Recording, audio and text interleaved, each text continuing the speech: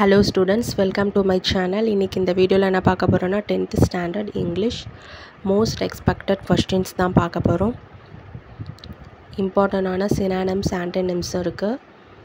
அப்புறம் prose-லயும் poetry-லயும் important questions இருக்கு.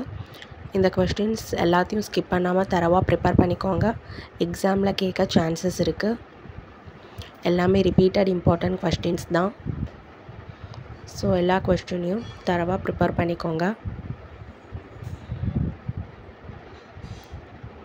மறக்காமல் இந்த சேனலை சப்ஸ்கிரைப் பண்ணுங்கள், லைக் பண்ணுங்கள், ஷேர் பண்ணுங்கள், ஃபாலோ பண்ணுங்கள், சப்போர்ட் பண்ணுங்கள். எக்ஸாமுக்கு தேவையான எல்லா இம்பார்ட்டன்ட் வீடியோவும் இந்த சேனலில் அப்டேட் பண்ணுறோம், பார்த்து யூஸ் பண்ணிக்கோங்க. ப்ரோஸில் 15 இம்பார்ட்டன்ட் கொஸ்டின்ஸ் இருக்குது.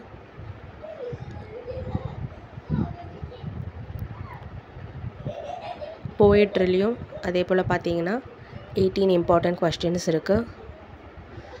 இதில் இருக்க ஒரு கொஸ்டினை கூட ஸ்கிப் பண்ணாமல் தரவாக ப்ரிப்பேர் பண்ணிக்கோங்க. எக்ஸாமுக்கு ரொம்பவே யூஸ்ஃபுல்லாக இருக்கும்.